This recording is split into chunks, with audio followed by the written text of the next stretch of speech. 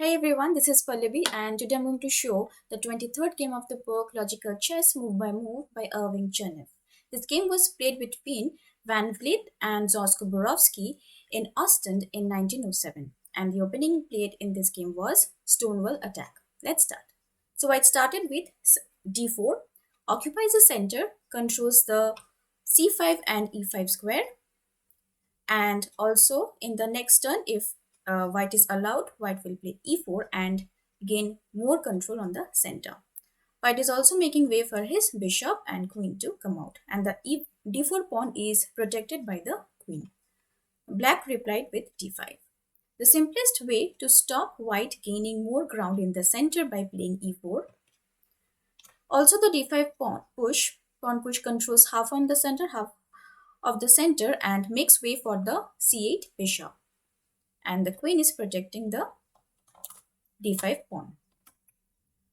Now white played e3. A strangely passive move. It does support the d4 pawn and makes way for the f1 bishop, but it also blocks the c1 bishop's diagonal. Usually white strikes at black's d5 pawn by playing c4 or simply develops knight from f3. Now black played c5. So black takes the initiative and plays this all-important freeing move. It opens the c file for the use of rooks and gives the b8 knight more space of letting it come out at c6. The c pawn itself puts up a fight for possession of the center by its attack on white's d4 pawn.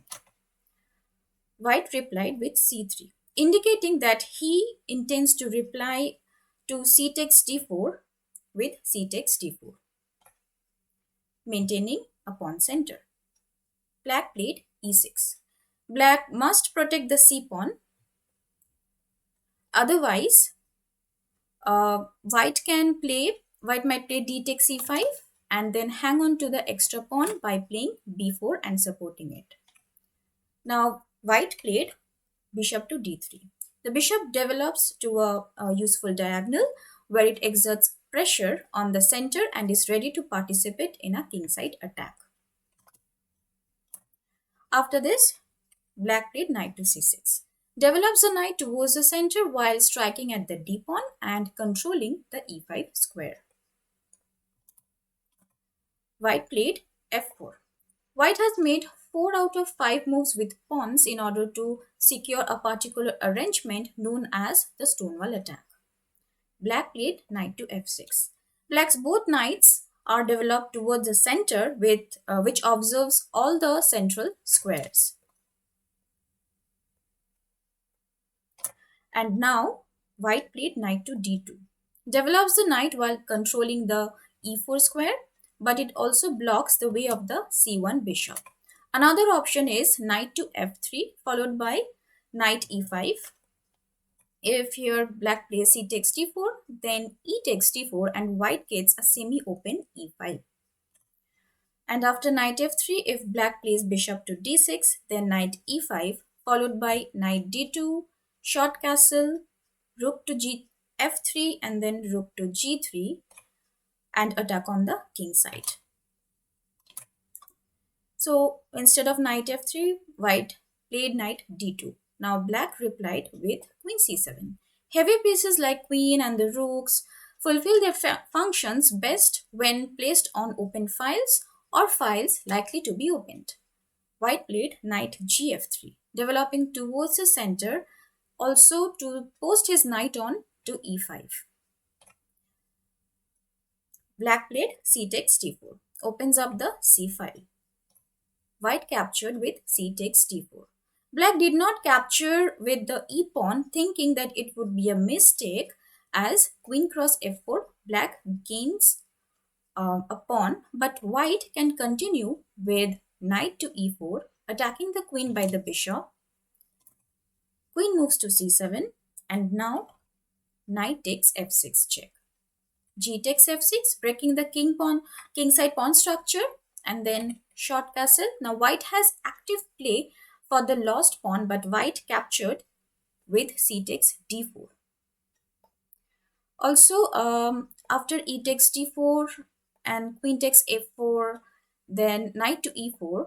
Instead of moving the queen back to c7, if black plays queen to g4, then h3, attacking the queen, and then queen takes g2, attacking the h1 rook, rook h2, attacking the black queen. Let's say the queen goes to g6 and then knight takes f6, check, queen takes f6 and bishop g5, and the black queen is trapped. So black captured with c takes d4, and now, I'm sorry, white captured with c takes d4, and now black played knight b4. A disturbing attack on the bishop. Without this bishop, white cannot attack on black's king side properly. So white played bishop to b1, an unusual square for the bishop, but the only one available if the bishop wants to stay on the diagonal leading to the black's king side. Now after this, black played bishop to d7, develops his bishop and ready to shift his rooks over to c8 and strengthen his grip on the c file. After bishop d7, white played a3. White tries to dislodge the black knight before he starts his business on the king side. Black played rook to c8, attacking the c1 bishop. If white plays a takes b4, then queen takes c1, and then queen takes c1, and then rook takes c1 check, king f2 and rook h1 gains the rook. And after a takes b4, queen takes c1 and rook takes a7, then queen takes b2, threatening rook c1 and pinning the queen. And after this, if white plays castle, then bishop takes b4. Black is a pawn ahead along with a passed pawn. So after rook c8, white played short castle. Now the bishop is guarded with the queen and the rook. Meanwhile, the king goes to his safe quarters. So after castle, now black played bishop to b5, seizing the fine diagonal, also threatening to capture the rook on f1, which also gains a tempo. White played rook e1, clearly forced. Had white played rook to f2, then the c1 bishop loses one of its defender and black can capture. So after rook e1, black played knight c2, attacks on both rooks, which leaves white with no choice of reply. He must capture the knight with the bishop. Bishop takes c2. Black played queen takes c2. Black penetrates into the vitals of enemy's position, the 7th rank. White is almost paralyzed. His e1 rook and queen are prevented from moving by black's b5 bishop. His bishop cannot move at all. One knight must stay at d2 to prevent black from playing knight e4. So after queen takes c2, now, and the a1 rook, actually the rook can move but to no avail. So he exchanged his helpless queen for black's active one. Queen takes c2, and now black played rook takes c2. Now black's rook has full control of the c file and has a grip on the 7th rank. After this, white played h3 to prevent knight g4, another invasion by another piece. Now black played bishop to d6. The bishop develops to a useful diagonal. White played knight to b1. White's idea is to rearrange his forces so as to get some freedom of movement. He plans the continuation knight c3, bishop a6, rook d1, followed by rook d2, and get rid of black's annoying rook, and later on white's bishop might eventually be active. So after knight b1, black played knight to e4. White played knight f d2. After knight e4, black pounces on the excellent outpost, stops any freeing advance of the e3 pawn, and also stops white's plan on playing knight c3. Then knight takes c3. pawn takes c3 and rook takes c3 wins a pawn for black. So that is why white cannot play knight to c3. Instead, white played knight f d2. White tries to exchange the knights. After that, he might arrive at some reasonable development. Black played bishop d3. If white captures the e4 knight, black can occupy the outpost by another piece with his bishop. White captured, knight takes e4. White has no option but to clear the board of as many pieces as he can. Otherwise, he will never be able to free his forces from their tangled position.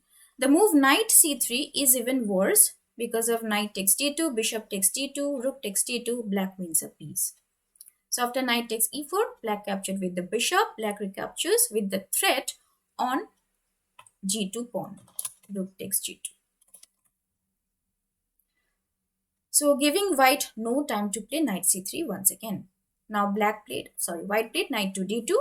White saves the g pawn by blocking the rook, but he cuts off his own bishop as well, and white's back to previous entanglement.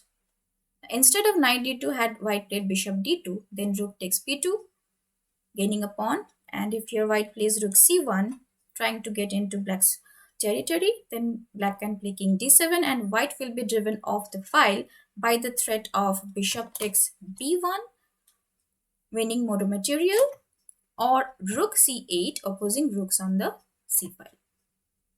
So after bishop takes e4, knight d2, and now black played king d7. Energetic more than castling, checkmating threats are not likely with so few pieces on the board, hence the king comes out into the open. And the way for the h8 rook has also been opened. White played knight takes e4. White's only hope is to keep clearing the board. Black captured with the pawn d takes e4. After this recapture, white has many inferiorities such as the bishop is undeveloped, preventing communication between the rooks. The pawn cluster in the center is completely immobilized, and all the pieces are still on the first rank. Now let's see what advantages to black has been brought by the black rook on the 7th rank. It attacks the pawns still remaining on the rank, striking all along the line so that defending them is difficult. The rook can get behind pawns that have moved off the rank and maintain constant pressure since the pawns are always under attack by the rook no matter how far up the file they move. The rook restrains enemy king from coming out, and to take a hand in the ending by guarding the line of the exit. So the moral is in the opening, shift the rooks towards the center or file on files likely to be opened. In the middle game, seize the open files and command them with your rooks. In the ending, post your rooks on the 7th rank. Doubled rooks on the 7th rank are almost irresistible in mating attacks. If there is little material left on the board, the 7th rank is a convenient means of maneuvering a rook behind enemy pawns. So after d takes e4, now white played rook b1. Preparing to play b4, then bishop to b2. It is useless to attempt to dislodge the rook. For example, if white plays king f1 instead of rook b1, then rook h c8, doubling up the rook e2, and then rook takes c1 check. Black wins a piece. So rook b1, and now black played rook h c8, doubling up the rooks. White played b4. Idea bishop to b2. Now white played bishop pawn to b4. Idea is bishop to b2. Now black replied with rook 8 c3, stopping white from playing bishop to b2. If white plays bishop to b2, then rook b3, pinning the bishop, attacking the bishop, and then if the bishop moves, and then black can capture, rook takes a3, gaining black a pawn. So after rook 8 c3, white played king f1. The king comes closer to guard the rook, which will protect the bishop when it comes off the first rank. Says, say bishop b2, then rook b3, and then rook to e2. After king f1, black played king to c6. The king must be moved in the ending as far as it's compatible with his safety right into the enemy camp, where he can capture pawns and lead his pawns to onto queen. Now white played bishop to b2. Finally, the bishop develops. Now black played rook to b3, immediately attacking the bishop and forcing white's next move, rook to e2. Saves the bishop. Black played rook takes e2. Black is happy to exchange the rooks and simplify the ending, as he has positional advantages like mobility of his pieces, including his king, who plans to get in among the enemy pawns and wreak havoc there. White captured, king takes e2, recaptures and threatening to free himself by rook c1 check. King b5, rook c2, and the bishop is unpinned, while the rook might even utilize the open file after safely moving his bishop to c1. So after king takes e2, black played king to b5, evading the check and headed for a4. White replied with king d2. The white rook and the bishop are immobilized, so white moves his king and not too many at that, as the e-pawn needs protection. White black played king a4. Before starting decisive combination, black immobilizes white's a and b pawns. White played king e2. All that white has left aside from moving meaningless moves by the king side pawns. Black played a good move, which is a5. Threatening, a takes b4, a takes b4, king takes b4, winning a pawn. And after a5, white played king to f2. Now, instead of king f2, if white plays b takes a5, then bishop takes a3, winning the white bishop. So, after king f2, black played a takes b4, white played a takes b4, and king takes b4. So that white will not be able to give check by rook a1 and free himself from the pin. Now, white played king a2, white is restricted to waiting moves. Now, black played king b5, a good move, threatens to play bishop a3 and to win the bishop. After king b5, white played king d2, moves closer to save the bishop. Black played bishop a3, attacking the bishop. Now white played king c2, the only move. And now black played rook takes b2 check, clearing the board of pieces and reducing to a pawn ending. This is the simplest way of winning and ending with an extra pawn.